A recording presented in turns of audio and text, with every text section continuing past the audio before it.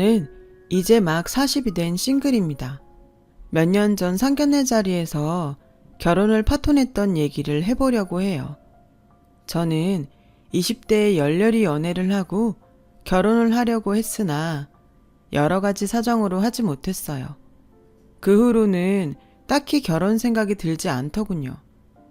너무 좋아해서 10년을 사귀고도 결혼하기가 어려운데 웬만한 사람 만나서 결혼까지 가게 될지 의문이 많이 생겼어요. 친구들은 결혼할 인연은 따로 있다고 했지만 내키지 않았어요. 어쩌면 그때 너무 지쳤었던 것 같기도 해요. 그러다가 작년에 친구 한 명이 엄청 푸시를 해서 소개팅을 나가게 됐어요. 일단 자기만 믿고 나가보라고 계속 전화를 했거든요. 나가고 싶은 마음이 정말 없었는데 그래도 저 생각해줘서 그러는 게 고마워 나가기로 했죠. 남자는 이제 막 전문의를 딴 성형외과 의사였어요.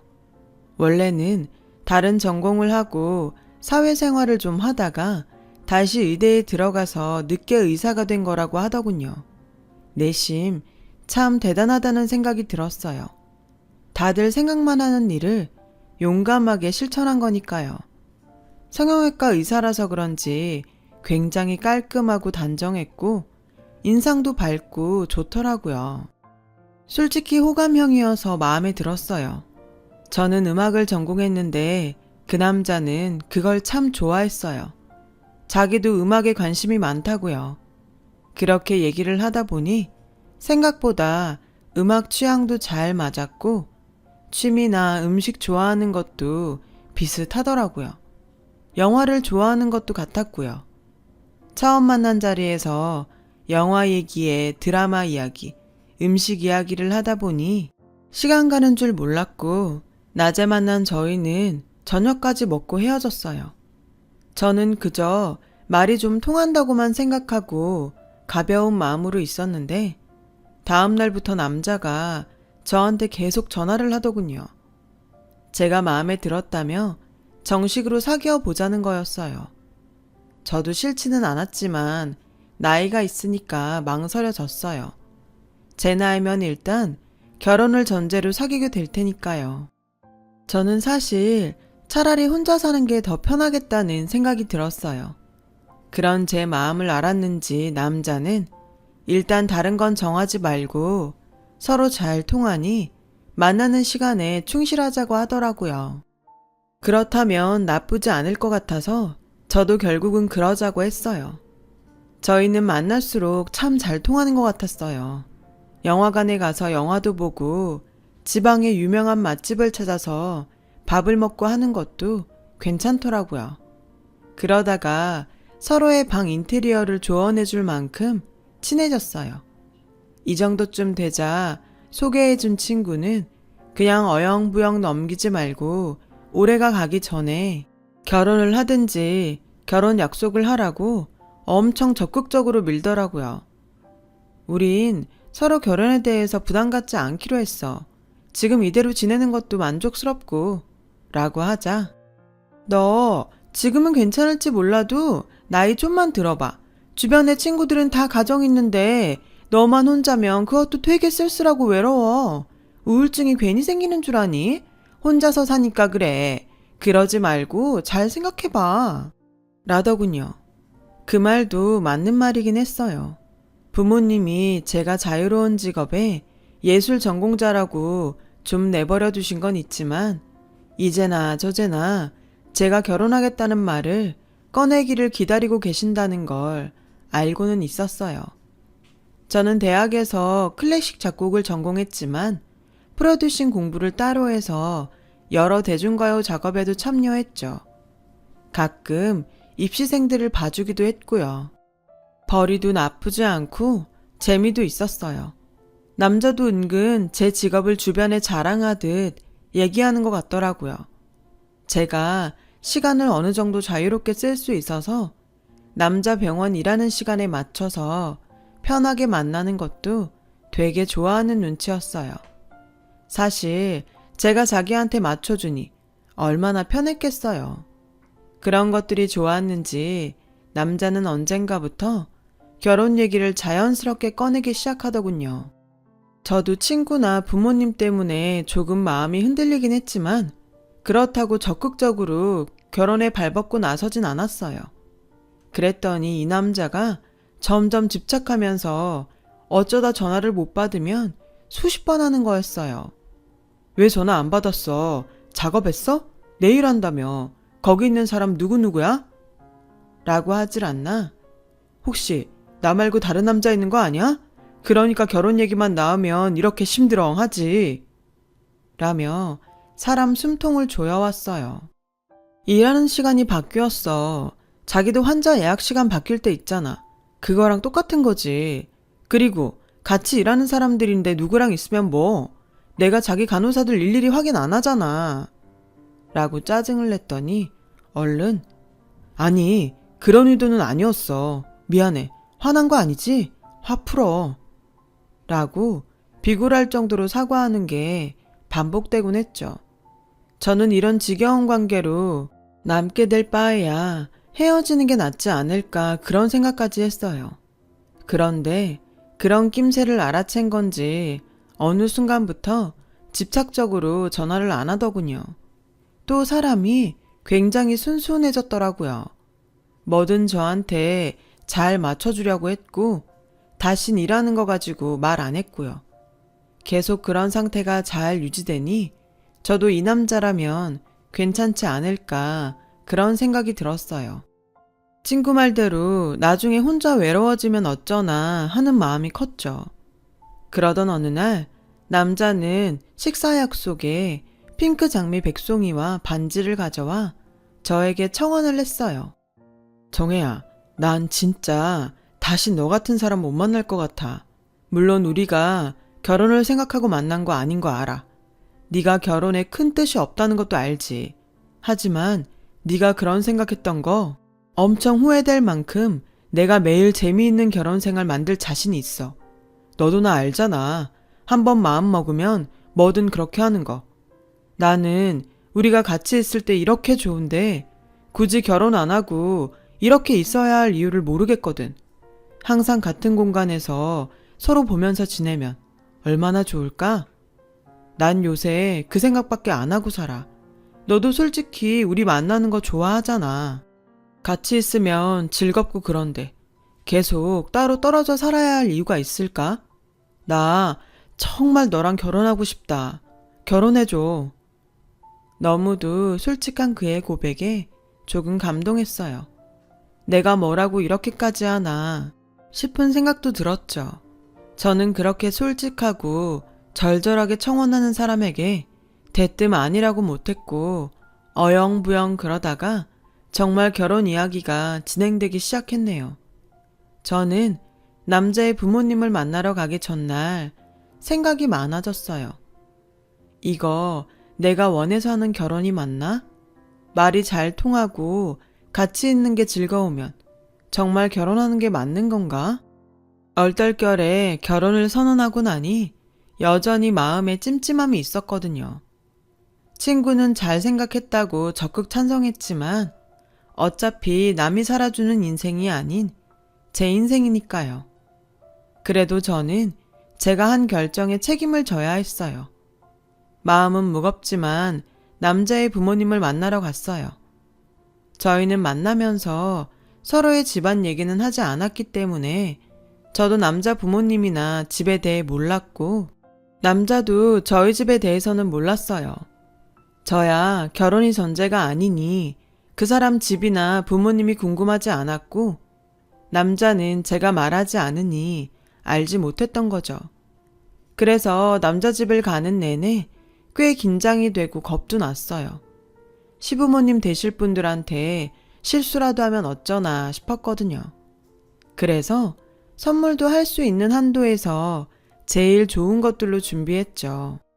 저는 두근거리는 마음을 진정시키며 그 사람과 집에 들어갔어요. 그 사람이 엄마, 아버지, 우리 왔어요. 라고 하자 어머님이 나오셨는데 얼굴에 웃음기가 없으셨어요. 저는 괜히 가슴이 철렁해서 인사를 드렸는데 어머님은 저를 위아래로 쓱 보시더니 제가 가져온 선물을 들고 아무 말 없이 부엌으로 가버리셨어요. 아버님은 거실 바닥에 앉으셔서 TV를 보고 계셨는데 저희한테는 눈길도 안 주시더라고요.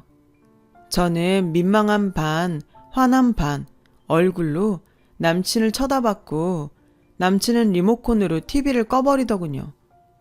저희 왔는데 이러고 있으면 어떡해요? 라며 남친이 원망 섞인 목소리로 말하자 지금 좀 중요한 데 하고 있어서 그랬어. 라고 하시고 마지못해 저희 쪽으로 돌아 앉으셨어요. 아버님은 제가 인사를 해도 받는 둥 마는 둥 하시고 담배를 꺼내 피우시는데 정말 민망하기도 하고 불편했어요. 남친이 아버님한테 계속 눈치를 줬지만 아버님은 본 척도 안 하고 계속 담배를 피시더군요. 그냥 일어나서 가고 싶은 마음이 드는데 어머니가 과일을 깎아서 들고 나오시면서 이 접시 세트 저번에 우리 정훈이 환자가 고맙다고 보내온 거야. 어찌나 고급스러운지. 얘네 병원이 환자한테 선물도 못하게 하고 그러니까 어떻게 우리 집 주소를 알아서 이걸 보냈더라니까? 라며 자랑을 하듯 제 앞에 놓으시더라고요. 그런데 원래 의사들 사적으로 선물 받으면 안 되잖아요. 제가 당황해서 남친을 쳐다보니 남친도 어쩔 줄 몰라 하며 엄마, 그런 게 왔으면 돌려보내야지. 그냥 받으면 어떡해? 우리 병원 만드신 원장님 원래 대학 교수로 있다 나오셔서 이런 거 예민하다고. 뭐 어때? 한번 그런 건데 엄마가 나이 들어서 이런 거 잘 몰라서 받았다 해. 라며 대수롭지 않게 얘기하는데 진짜 마음이 복잡해지더라고요.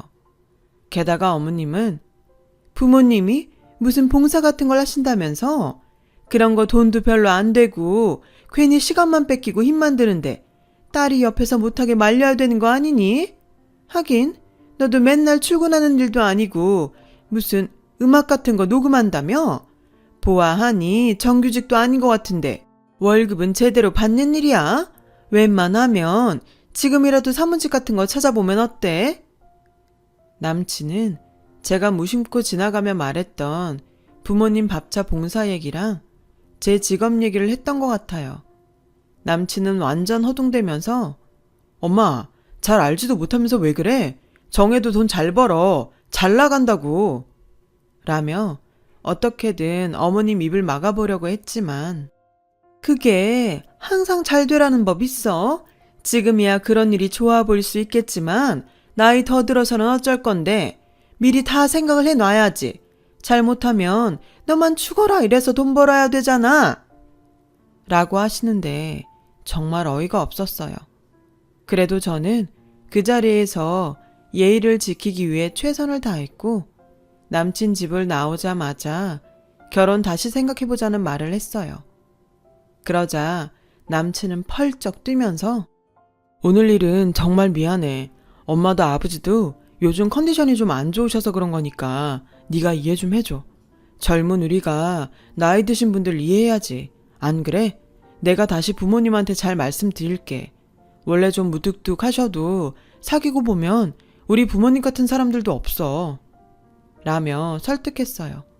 저는 그렇게까지 얘기하는 남친이 안쓰럽기도 했고 그 정도로 저와의 결혼을 진지하게 생각해주는구나 싶어서 일단 계속 진행하기로 했어요. 한번 만나보고 섣부른 결정을 하면 안 된다는 마음도 있었고요.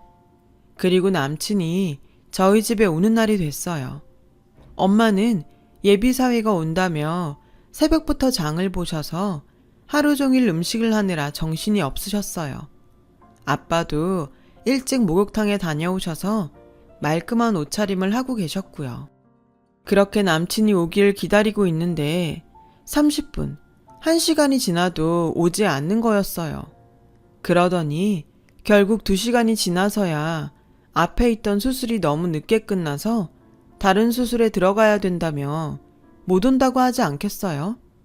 엄마는 기분이 안 좋아 보이셨는데 애써 표현을 안 하시며 좋게 넘어가셨어요. 아빠는 수술하다 보면 그럴 수 있다면서 이해해주자고 하시고요. 하지만 전 정말 불쾌했어요. 진짜 너무한 거 아니야? 내가 자기 집에 가서 그런 말도 안 되는 대우받은 것도 꾹 참았는데 어떻게 부모님한테 인사하는 날 안 와? 그렇게 바쁠 것 같으면 미리 연락을 했어야지. 그게 그렇게 어려워? 이건 우리 집을 무시하는 걸로밖에 안 보여. 자기가 항상 날 설득하느라 애쓰는 거 보고 어떻게든 이해하려고 했는데 이번 건 정말 아니다. 자기 부모님은 그렇다 치고 자기까지 우리 집을 우습게 알면 내가 어떻게 결혼을 하겠어? 라며 따지자 정말 연락할 형편이 안 됐었다고. 앞에 얼굴 윤곽수술 환자가 생각보다 시간이 오래 걸려서 다음 환자까지 늦어졌는데 그럼 어떡해. 지금까지 나 잘 이해해주고 잘 맞춰줬잖아. 이번에도 그렇게 생각해주면 안 될까? 내 사정도 있는데 너무 화만 내니까 좀 그렇다. 내가 꼭 따로 찾아갈게. 라고 하더니 정말 그 다음날 제가 집에 없는데 찾아와서 엄마 아빠한테 선물도 드리고 죄송하게 됐다고 100배 사죄하고 갔다고 하더군요. 엄마도 그 모습을 보시고 그래, 병원에서 그런 일 생길 수도 있지. 좋게 넘어가자. 라며 마음을 푸셨어요. 부모님은 제가 남친 집에서 어떤 대접을 받았는지는 모르셨어요. 그런 얘기를 하면 너무 속상해 하실까봐 차마 하지 못하겠더라고요. 그러니 부모님은 이해하자고 하셨고, 그럼 부모님한테 결혼을 그만두겠다고는 말을 할 수 없었어요. 저도 남친에게 좋은 마음이 여전히 많았고, 부모님이 내가 결혼하길 바라시는데 남친과 헤어지고 또 언제 마음이 남자를 만날까 싶었죠.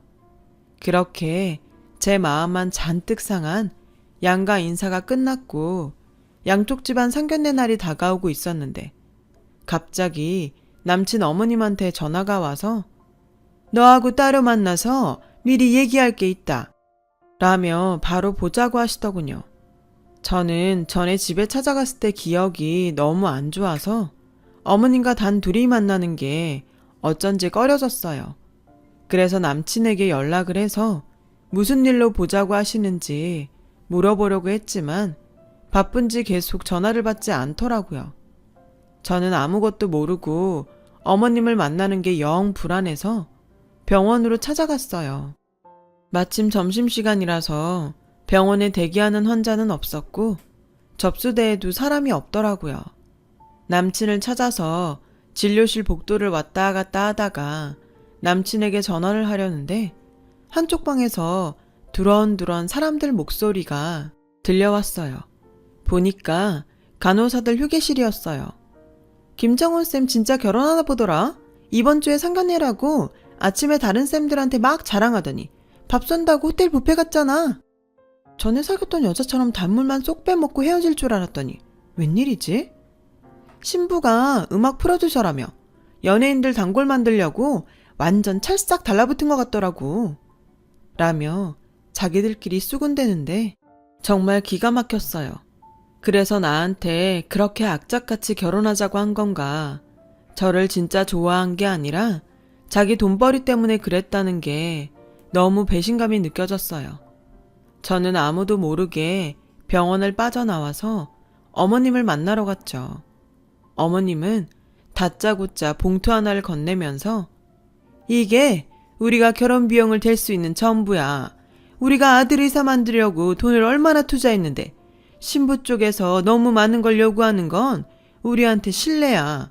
그리고 넌 우리 정훈이랑 결혼해서 평생 의사 사모님 들으면서 살 거고 한마디로 상류층에 들어와서 누릴 거 다 누리면서 살 텐데 무리를 해서라도 해올 건 해와야 되지 않겠어? 요즘은 옛날이랑 달라서 의사는 의사끼리 결혼 많이 하는 거 알지? 네가 특별한 케이스로 우리 정훈이 만난 거지. 진짜 이런 경우 없다. 그러니까 강남의 전셋집 아니면 성동구쯤에 집 하나는 마련해 와야지. 라며 대놓고 요구를 하시더군요. 저는 어머님이 가신 후에 봉투를 열어보고 깜짝 놀랐어요. 거기에는 단돈 50만 원이 들어있었고 예단으로 준비해야 할 목록이 빽빽하게 적힌 종이가 있었어요. 저는 집에 와서 그 봉투를 부모님께 보여드리면서 엄마, 고모부 그날 시간 되시는지 물어봐줘. 아니, 무조건 꼭 상견례장에 나오라고 해. 내가 진짜 그냥 안 넘어갈 거야. 그렇게 단단히 벼르고 있는데 남친 전화가 와서 아까 계속 전화했던데 무슨 일 있는 거 아니지? 라고 하길래 별일 없었어. 점심이나 같이 먹을까 했지. 참, 이번 주 일요일에 상견례에는 절대 늦으면 안 돼. 그날 갑자기 수술 생기거나 그런 거 아니지? 우리도 일요일은 쉬어야지. 아주 특별한 경우 아니면 수술 안 해. 엄마 아버지랑 늦지 않게 갈게. 걱정하지 마. 라며 전화를 끊었어요. 저와 부모님은 이미 마음으로 끝을 보자고 결정하고 상견례 날을 기다렸어요. 그렇게 상견례 날이 되었고 저와 부모님이 먼저 약속 장소에 나가 있었죠. 약속 시간이 30분쯤 지나자 남친이 자기 아버지와 들어오더군요. 그 뒤에 남친 어머니가 천천히 따라오셨고요. 어머님은 진한 화장에 화려한 복장을 하셨더라고요. 그에 비해 검소하게 차려입은 부모님이 일어나서 인사를 하자 남친 부모님은 거만한 표정으로 뻣뻣하게 인사를 받고 먼저 자리에 앉았어요. 남친 어머니는 우리 정훈이가 머리 하나는 기막히게 좋거든요. 회사도 대기업에 한 번에 들어갔는데 지가 안 되겠다 싶었는지 의사가 되겠다고 하더라고요. 진짜 아무나 못하는 거죠. 제 아들이지만 정말 사위 잘 보시는 겁니다. 라고 하자 엄마가 우리 정혜도 어디 가서 빠지는 애 아니에요. 학교 다닐 때도 계속 장학금 받았고 돈 잘 벌어서 오히려 우리한테 주거든요. 그러자 남친 부모님이 서로를 보며 우리를 비웃더군요. 예, 무슨 연예인들 노래 녹음해준다던데 요즘은 시대가 좋아져서 그런 일을 해도 이렇게 의사하고 대등해졌어요. 라는 남친 어머니 말에 아빠가 그렇죠. 요즘은 의사도 의사 나름이라고 하지 않습니까? 집안 좋은 의사들도 많은데 또 그 반대로 개원해서 환자들 모으려고 마케팅에 정신없는 의사들도 있고요. 안 그런가 자네? 자네 병원도 의사들 셋이 같이 낸 병원이라던데 거기서 페이닥터면 할 일이 많을 텐데 말이야. 라고 하자 남친은 얼굴이 벌개져서 물을 벌컥벌컥 마시더군요. 그러자 남친 어머니는 정훈이네 병원에도 환자 많아요. 정훈이 대학 다닐 때 교수님이 나와서 만든 병원이라서 수준이 다르다고요. 따님이야말로 연예인이 잘 나가다가 망하면 백수되는 거 아닌가요? 의사는 그런 일하고는 차원이 다르잖아요. 우리 아들은 연예인들 얼굴을 고쳐주는 사람이에요. 지금 우리의 손님 중에 연예인이 몇 명인 줄이나 아세요? 라고 했고 남친 아버지는 아무래도 안 되겠어. 처음부터 마음이 영 안 내키더니 그만 일어나자. 라며 우리 부모님 얼굴도 안 보고 자리를 뜨려고 하더라고요. 그런 병원들도 있으니까 확인차 물어본 것 뿐입니다. 이렇게 펄쩍 뛰시는 거 보니 뭐 찔리는 거라도 있으신가요? 라고 아빠가 말하니 남친 어머님은 눈이 뒤집어져서 찔리긴 뭐가 찔려요. 잘 알지도 못하면서 남의 아들 병원 흠잡으니까 그렇죠. 내가 진짜 이렇게까지는 안 하려고 했는데 아무리 요즘 의사가 예전 같지 않다고 해도 의사 사위 목매다는 집들 아주 많아요. 결혼정보 회사에서도 우리 아들이면 아주 특급 신랑감이라고 했다고요. 그러니까 강남에 집 사주고 결혼비용 다 될 거 아니면 이 결혼 안 하는 걸로 하겠습니다. 50만 원도 안 내놓으려고 했는데 제가 집에 올 때 아주 이것저것 잔뜩 사왔길래 성의 표시한 겁니다. 그런 줄 아세요? 해올 형편 아니면 못하는 걸로 합시다. 저희도 수준이 비슷해야 되지 않겠습니까? 남친 어머니 아버지가 연달아 말하자 부모님은 알겠다고 하셨어요. 아빠는 서류 하나를 보여주며 이게 우리 부부가 죽으면 정혜한테 물려주려고 한 강남 집무서입니다. 20평이 좀 안 되는 작은 거긴 해도 앞으로 재건축할 장소라서 투자 가치도 충분하고 값이 떨어질 일은 없는데 저도 그렇게 제 딸 무시하는 집에 보낼 수 없습니다. 그러자 갑자기 남친 부모님 안색이 변했어요. 남친은 당황해서 자기 부모님한테 막 눈치를 주더라고요. 그래서 제가 자기한테 이번에 컴백하는 가수를 갔나 봐. 내가 소개한다니까 나 믿고 간다고 하던데 대충 봐준 거 아니지? 왜 모르는 척해? 내가 저번에 가수들 갈 거라고 말했잖아. 라고 하니 남친 부모님은 입을 딱 다물더군요. 그때 고모부가 막 식당에 들어오셔서 내가 늦은 거 아니지? 시간 맞춰 온다는 게 5분 정도 늦었네. 고모부 괜찮아요. 이제 막 본격적인 얘기했거든요. 라고 하자 남친은 얼굴이 하얗게 질려서 자리에서 벌떡 일어나 교수님이 여기 어떻게 고모부가 우리 학교 교수님이었으면 말을 했어야지 라길래 저는 우리가 만나는데 고모부가 뭘 하는지 그게 왜 중요해?